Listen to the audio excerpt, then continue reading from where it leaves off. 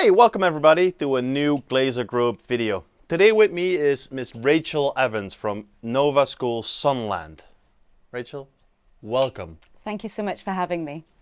We're going to talk a little bit about public schools, the difference between public and private schools, etc. But to start with, can you tell a little bit about yourself, the school you're working in, and why it's so amazing? Well, I am the principal of Novaschool Sunland International, which is located in Cartama Estación, which is more or less about 25 minutes from the centre of Málaga. We actually have 10 bus routes ranging from Fuengirola all the way down to El Palo and that side of Málaga. Also, we have bus routes from Coín, Alarina Grande. I've been there for, more than 20 years. So I'm a little bit like the furniture, and I've been the head there since 2016. What makes Novaschool Sunland so special? That's a good question.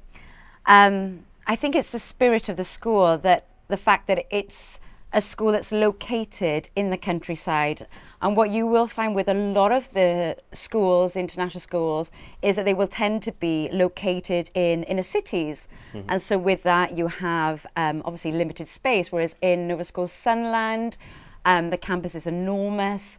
The main campus is 40,000 square meters, but we've also recently acquired new land and just keep on growing and offering students that option of an outdoor education as well. Yeah, I remember my first time being there, because some of the people might not know, but two of my children have been in school, and actually Nina just graduated. Congratulations. Thank you. And I remember coming there for the first time and seeing, well, the pond and the forests and the hills and the green and the grass. And I come from the Netherlands, and my school was a concrete building. Absolutely. I might have been lucky if there was a tree at the entrance. More like, hey, so we've got something green. And I remember walking around at Novaschool, and I'm like, wow. Yeah. I would have wished as a kid that this would have been my school, and this serene setting. And after speaking as well with Kaylee and Nina of how they experience it, they love it. It's nice, it's green. They even, one of the things they like are the outdoor classes you have in the woods. One of the downsides, they always say, is the walking, because you have a 40,000 square meters. Exactly. At Sunland, none of our teachers have gym membership. No. We don't need it. But it's true. It's a very special school, and also a very family-orientated school, that our students, the families, we really do take care of them and offer a very individualized approach to their education. And also, I think one of our selling points, if you want, is that when you've been a Sunlander, we call ourselves Sunlander. When you've been a Sunlander, you're a Sunlander forever. Yeah. Only recently we had our year 13 graduation, and we had student come back and give a talk in the graduation. On the last day of school, we had a whole group of students coming back and saying, oh, and that happens continually. And so for us to have students that come back and still feel part of that community, I think is very, very unique. I know that when I left school, the thought of ever going back to school to see my teachers, it just didn't happen. I'm now 40. I think I haven't been back in 23 years to school, and I'm not planning to consider. But I saw it firsthand, like, I think it's 2 weeks ago that we had the graduation party of Nina. And Kaylee, who hadn't been in your school for 2 years, she came back and she started teaching with the teachers, and she came around one of the former classmates she saw, and it was all very natural and instant. And one of the things I really like is the bonding that the kids have. It's because it's a complete different mentality than I think the public school is. Absolutely, absolutely. I mean, I went through a public school and I turned out okay. And I'm not here to say that public schools are, the worst thing that you can do and send your child to a public school. But of course, with a private school, there are so many advantages. I completely understand in the terms of it's a financial burden. One of the main differences, obviously, is that you need to pay the school fees. However, when you take that into consideration with the benefits of sending your child, particularly in this area, we have lots and lots of different nationalities all coming together, sending their child to a public Spanish school and basically being left to either sink or swim. We're not only on about young children that maybe might acquire the language very quickly. We're on about, teenagers that have come maybe from the UK, maybe from the Netherlands, who are suddenly thrown into a public school, don't know the language, No. and obviously don't make the academic process that they have potential to achieve. That is exactly the reason how Kaylee got into your school. Exactly. Because we came here, now it's almost 8 years ago. God. Oh, it's more than 8 years ago. Last month it was time flies. 8 years ago. But Kaylee got here and she did, fifth and sixth year Yes. of primary school. Yes. But since we were not native Spanish, she got an adjusted level of Spanish. Yes. And then she went to secondary school, and they said adjusted level of Spanish. Yeah. We don't do that. You sink or you swim. Exactly. And the problem she had literally was that after a couple months, COVID hit, Yeah, of course. and the kids had home study. Yeah. Oh. And my Spanish wasn't up to speed. Yeah. I couldn't help her with the Spanish classes, and since everything is Spanish, Yeah. I even found out that in the Spanish system, math is being done differently than in the Dutch system that I knew. Yeah. It's just different. So we couldn't help her. We couldn't cope. And you could see Kaylee sliding down in happiness and how much she Absolutely. liked it. And she was struggling. And from the school, we didn't get the help. And that was when we chose to bring Kaylee to Novaschool Sunland. And she cheered up. Her academic performance greatly improved. Her Spanish maybe a little bit less because it's more English-based. Yes. Yes. But because of that, it was so much easier for her to cope and to make new friends. And Absolutely. one of the reasons, for example, Nina went to your school was because it's smaller classes. I think that's Yes. one of the very big differences. Yeah, it's a big difference between obviously public schools. You're governed by state funding, Yeah. and in this, as you can imagine, with state funding, it very much depends on who is in power, the particular party that in power. Whereas private schools, of course, that doesn't happen. We are self-sufficient, and so with that comes the autonomy, if you want, to allocate funding where we feel that it's best needed. And so you would also find not only smaller class sizes, in the case of Novaschool Sunland, maximum of 25, but also generally you would find, or at least you should find, better resources, technology, and the flexibility to design a curriculum around the students that we have. In the case of Novaschool Sunland, we're a British school and we follow the British curriculum 100%, but with that we recognise that we're a British school in Spain, and so we have lots of Spanish families that want to then maybe at the end of the sixth form, so at the end of what is equivalent to the segundo de bachillerato, they want to go to a Spanish university. Yeah. And so our students have a part of the Spanish curriculum, the obligatory part of the Spanish curriculum, that then allows our families to decide whether they want to stay in Spain to go to university or to leave and go to an international university. And that's so, so important. And even with some of the families, non-Spanish families that have been in Spain for a long time, maybe don't want their child to go off to an international university and are happy with the quality and the proximity, if you want, of the Spanish university. Málaga University is a fantastic university.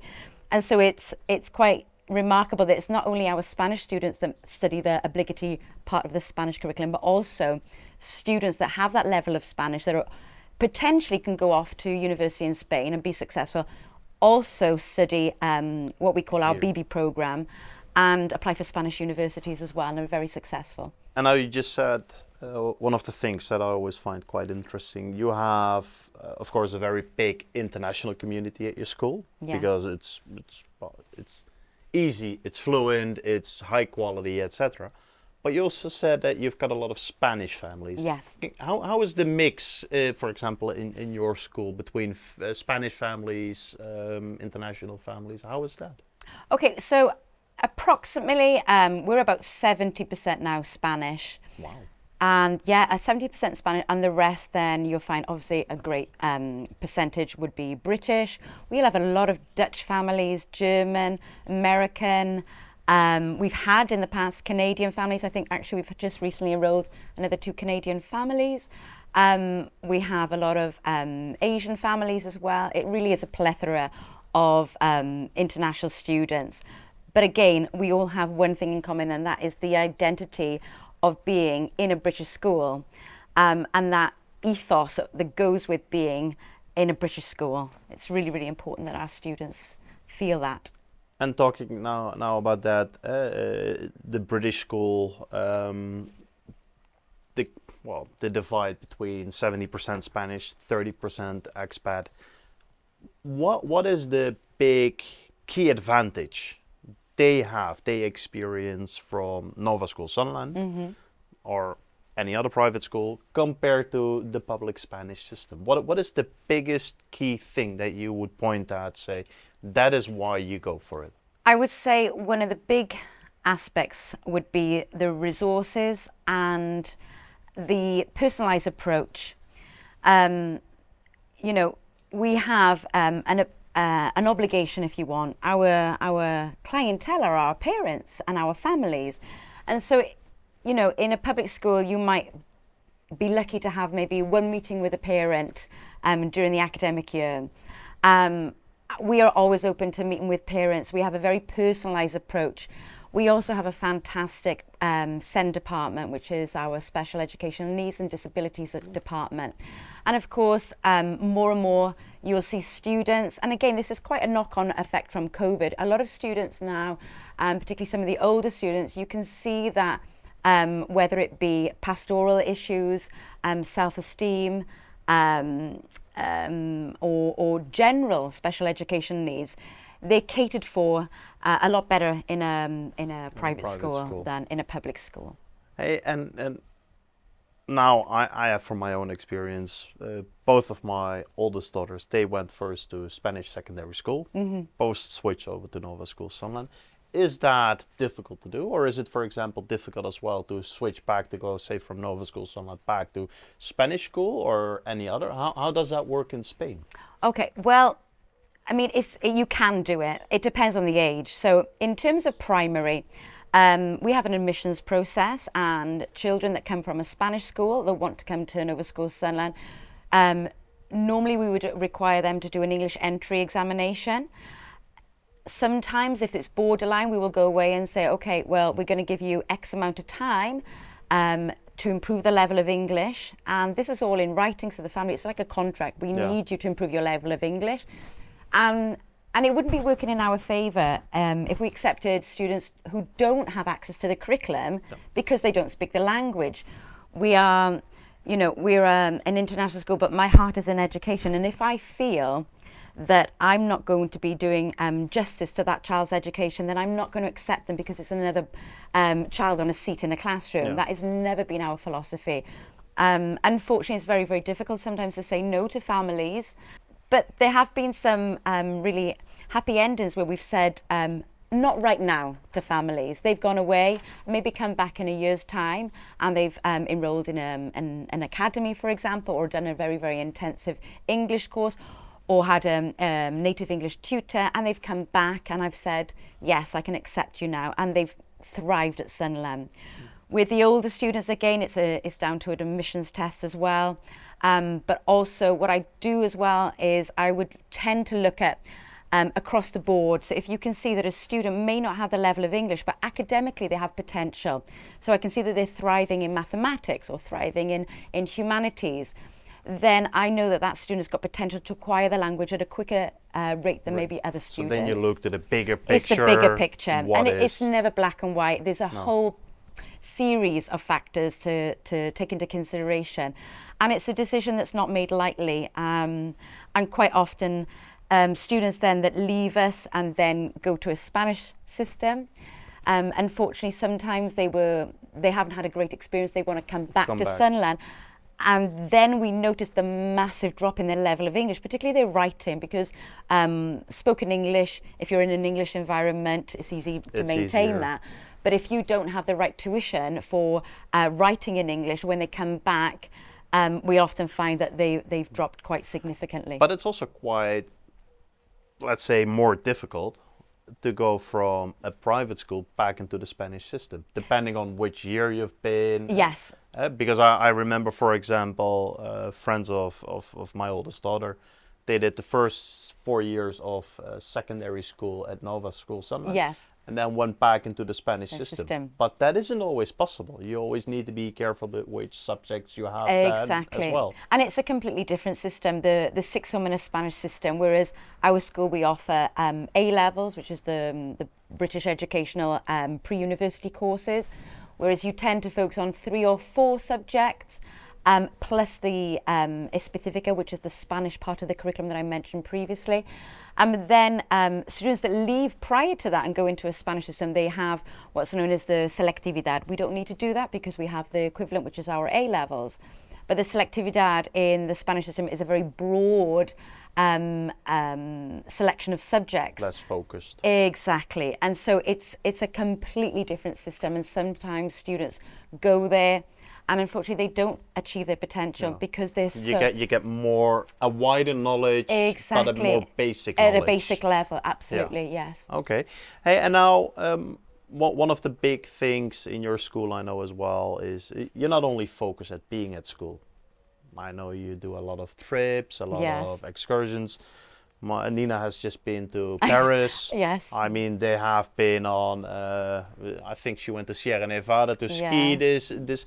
Can you explain a little bit? She's been to London as well. Don't forget. forget. She's been to London last year. Can you explain a little bit what it is that your school does with things like this? What the big difference is in the ID? Because I know farm trips, I know musea trips, I know Paris and London and Sierra Nevada. I know every year you guys go to Granada. Absolutely, to another Sunland school, Novaschool. Novaschool, yes, absolutely. It's very much part of our curriculum and embedded in our curriculum that we offer during the academic year cultural trips, and that could be from the Spanish department, it could be from the humanities department in the through the British educational side of the school. And it really is to complement the curriculum. So, for example, if our students are studying a particular topic in history, and there is a museum that they can go to complement that. And it's very much in line with the British philosophy that students learn from tangible and experiences. And if you connect the practical, the knowledge is more likely to stay there. So if you're teaching a concept in, let's say, mathematics, in fact, today I was talking to my teachers about this, that why not integrate mathematical problem solving with more outdoor physical activities? And so if you're learning about measurement in mathematics and in physical education, they're doing, the dreaded bleep test where you run and you're timed and how far you can jump and so on, then putting those two aspects together, those students in mathematics that may struggle with this concept because time is very abstract, connecting it with the activity of running and connecting it with that different aspect, you're more likely to acquire that knowledge. And this is proven through years and years of experience, that making that connection between the practical and the theoretical going together, it really does work. And it's the same with excursions. Of course, then with that, we have the end of year excursions as well, going to Paris. This is really a celebration of our students. Well, it's not only a celebration. I mean, I got a whole lesson about the Louvre and everything there. It's cross-curricular. They learn a little bit of everything. There was another group in year 12 that went to Rome. One of the big exciting things we've launched this year as part of the Novaschool group, and we're a group of 11 schools, is that we have a school in Granada, Novaschool Medina Elvira, which is a residential school. And so we offer innovation camps. So the students go there and we have a series of workshops. So I was delivering a drama workshop. There was also a workshop, an entrepreneur workshop, and various activities where the whole Novaschool cohort of that particular age group come together and collaborate on exciting projects and really enthused going at the start of the year, where sometimes, you know, you really need to get those students enthused at the start of the year, because if not, the rest of the year is going to be really, really difficult. Let's put a little bit the focus again on your specific school, Novaschool Sunderland. That said, I think I know your school now about 6 years. Yes. Roughly the time that my oldest daughter came to your school. I fell in love with the school, the surroundings, the area, the whole campus, everything on it. I think I started the first couple months with driving my own daughter to school, and I was very fed up very fast with that. But you guys have a bus service, which I think is amazing. So especially where we live now, every morning Nina needed to walk about 5 to 10 minutes to the bus. Got on the bus, went to school, came back with the bus, walked home, and done deal. Absolutely. Can you give a little bit an idea as well on school times? Because there is a big difference again between public school and private school. Yeah, our school day, teachers are in school at 9 o'clock, and students, then we have a morning club that we offer from 7:30 in the morning. It's at an additional cost because it's an extra activity, if you want, that we offer for our parents that maybe need to get to work a bit earlier. So we have the morning club, but officially school starts at 9 o'clock. And then all students should be in class at 9:30. So really between the hours of 9 and 9:30, that's when the buses arrive, the parents drop off their students or their children. And then really then it's throughout the day. We also have extracurriculars that we offer. We don't offer it after school like some schools do, because we have so many students that come to us via bus. Yeah. And school finishes in foundation, that's the early years foundation stage, infantile. They finish at 4 o'clock, 4:15 then for primary, and in secondary they finish at 4:30. So actually you almost do everything from 2 3-year-olds to 18-year-olds. Absolutely, 3 until 18, and it's amazing because it's all on the one campus. It's recently we had some of our sixth form students who are soon to go off to university. They'd finished their exams, and they wanted to be at Sunderland to volunteer to help out with the little students, helping them read. And so it's a special school in the sense that you see students right the way through their educational journey. I know students who have just graduated that I remember when they first joined us when they were 3 years old. It's amazing. And talking a little bit about the school, the campus, all the facilities, what you just said, because I know it's much more than a normal school has, but can you tell a little bit what you have, why you have it, etc.? Yeah, well, the first big thing obviously we have is, as you know, we have our football pitch. Yeah. Along with the football pitch, we have a basketball court, we have a volleyball pitch, we have various outdoor classrooms or forest classrooms, as we like to call them. We also have which I always thought was an amazing idea. It's nice weather. Let's go outside. Absolutely. When I'm teaching literature, I get my students out there, and it just adds this extra dimension to the lesson. We also have a natural classroom, which is a new area that we've acquired, connected to Sunderland, and it's basically like another forest classroom. We've got swimming pool. Swimming pool, yes, thank you, which is under renovation right now, and will eventually be covered, because we recognise that a lot of families in Spain, learning to swim is so important, and really being able to offer swimming just for those months, May until normally the end of September, really we're not doing it justice. So we are looking to eventually cover the swimming pool and offer it all year round.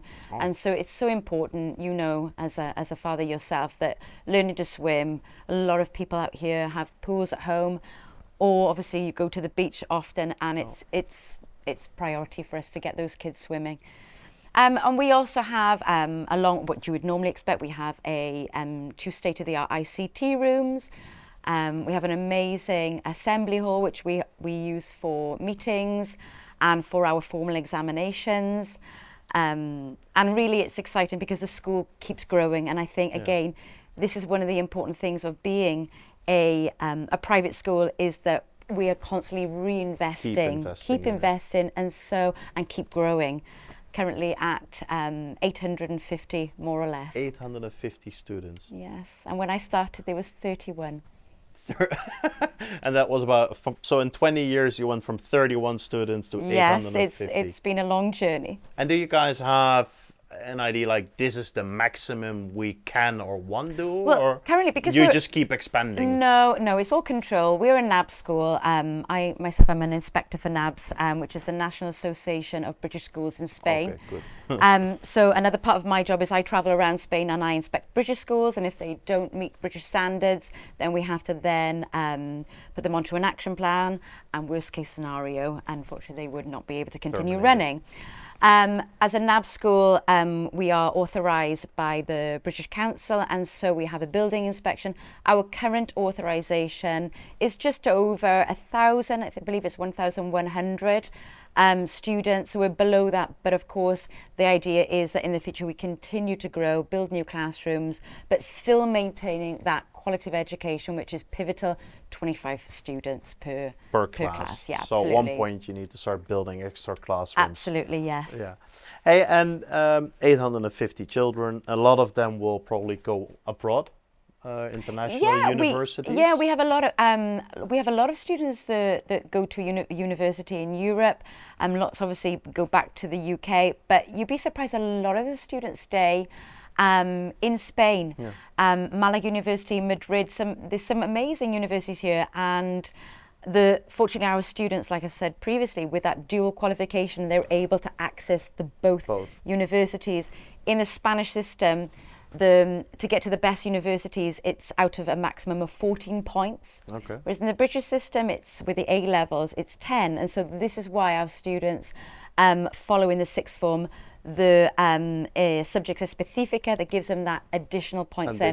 So they have the opportunity to go to the best universities. And we currently have students studying medicine and engineering all over, some wonderful careers. We ourselves are now busy with Kaylee. She goes to Ireland after the summer. Oh, wonderful. We're not sure where yet, because Ireland only makes it known half of August when we get all the results from her A-level exams, and then you need to draw in and this and that. But it makes it all possible. Absolutely. And that is, I think, a very nice thing. And if we go back a little bit about families who are moving here, because that is happening a lot. With, of course, especially with my company, we've got a lot of Dutch, English, recently also more American and Mexican families coming this way. How difficult is it for children to enter in the middle of the year? Because one of the things that I'm really seeing a lot is that people choose a school. Yes. And then start looking, okay, I want to go to this school. Yeah. So I want to live here. And I recently had it with a Dutch Canadian family. Mm-hmm. They wanted to be in a specific private school in Marbella. Mm-hmm. And they didn't want to be more than 10 minutes driving from that. I just had a Dutch family who per se wanted to go to Novaschool Sunland, and they didn't want to be more than 20 minutes driving from there. So I was on the phone with them, Martin, okay, where can we go? Because we've set our mind on that school. Yeah. We heard great things on it. Yeah. Novaschool Sunland seems to be very great. We do not want to be in the car more than 20 minutes. Where can we go? Yeah. So for those people, I think it's very important to know, can you start 1st of February? Can you start the 1st of November if I just come in halfway the year? I mean, let's be truthful. When you've got children, the most important decision that you can make is based on their schooling. Yeah. Completely understand. Everything really, if you've got the right school, everything else falls into place. Moving is really, really stressful. But you don't want to have the added pressure of, okay, we like this house, but we don't like the school. And so it tends to be the opposite. Find the right school. And I really would recommend that as well. And then look, okay, are we looking at a bus service? Are we looking at driving to the school? But really focus on the school first. Yes, you can. We have lots of students that enroll during the academic year. The only difficulty really is when you have a family that are coming from what we call the official examination subjects year group. So, for example, in our year 11, which is the final year of the IGCSEs, it's very, very difficult to enter that year unless you've come from a school of the same educational system. Because you're not bringing your qualifications. Exactly. And the same with A levels. I've accepted many students that have come from a similar school, similar system, educational system, and that crossover is not a problem. The problem occurs when you've got a student that's come from a completely different system, maybe the American system, and they want to join in the final year of a British system where it's a 2-year course. Yeah. And so quite often we will accept them on the understanding that it may be that they don't reach their academic potential because they've missed a whole year. Yeah. A lot of the systems you will find there is a crossover between the curriculum, so we might map and say, okay, so in... We can cross this off, yeah, that exactly. off. You can pick out areas and say, okay, where you've come from, you've covered this aspect of the curriculum. However, you need to now go away and study this aspect to really get to the level. But really, it's only those 2 cases where everything else... a lot of people actually do choose to move during the year because it tends to be in the summertime where they come and they're looking for schools or they're looking for the right houses. So really it does tend to happen later on. And so talking about that, it is possible to get in halfway of the year. Absolutely. A lot of people indeed are looking first for the school. Yes. And then try to find the property with it. Is there any advice that you would give to people who are thinking of immigrating or already planning it? What would your main advice be to them? My main advice for anybody looking for a school and to relocate to the area would be to go shopping, go to the schools, make appointments, and not only make appointments as a family, make appointments without the children as well. Because with the children, I would say at least make 2 appointments to visit a school. The first, it may be just the parents, sometimes grandparents come along as well even, or other members of the family. But let's say make it adult based, the first point of reference. Make sure that you are in contact with the admissions officer to book that appointment. We're very, very busy. We have a lot of families to show the schools around, and sometimes it's not always easy if a family just turn up and expecting to be shown around. So my advice is to get the information from the website, the telephone number, or via email, or in the case of our school, you could just click on a button and you're immediately through to the admissions department. If you're happy with what you see, then it's always useful, if possible, to then go back and bring the children, because really it's them. It's not us. If you get the feeling from your... If you get a good feeling of it. If you get a good feeling, and then the third step in the process is something that we do, is then we offer a trial day. And a trial day is then where a prospective student will spend the day with us. Normally they tend to be collected about lunchtime. And that for us is really the turning point, because that student will automatically make friends, will go home saying, oh my gosh, this is amazing, I want to go to this school, and everything else is I remember easy. with Nina, she came to your school, I think the first day. Yes. And she was so excited when she came back and so happy, because I came as a new kid to the class immediately. 4 or 5 other children Come to collect, came to me, absolutely. came to help me. They took me, they explained me everything, and she was over the moon with that. Absolutely. One of the last questions that are, because I think we're covering it all. What would you want to say to people? Why should they choose Novaschool Sunland International over any of the other private schools? Because we've got a lot. Why should they choose your school? Why go to Estación de Cartama? Why go to Novaschool Sunland International? I would say that our school has a unique selling point, and that is that we don't need to sell ourselves. Yeah. You come to Sunland and what you will experience is a school like no other. And I can say that with all open honesty, because as I mentioned previously, I visit schools all around Spain. And when I go and I complete an inspection, whether it be in Madrid or whether in Barcelona, Valencia, Alicante, and I come back to Sunland, I have this moment where I go, wow. And it's something special. It's the environment. It's that movement of students. It's that continuity between the students from 3 right the way through to 18. It's the support of the staff. Our staff are amazing. It's that the buzz of being in Sunderland, that we are a community, that we have events like our Family Fun Day. Yeah. And, you know, we are socializing with the parents. And it's that feeling of all joining together for the benefit of our students, our children, and the community as a whole.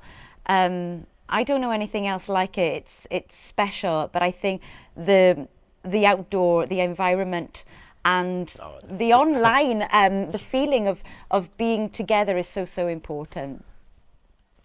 Can you give us an idea? Because as you said, it's a private school. It's funded by the parents. Yes.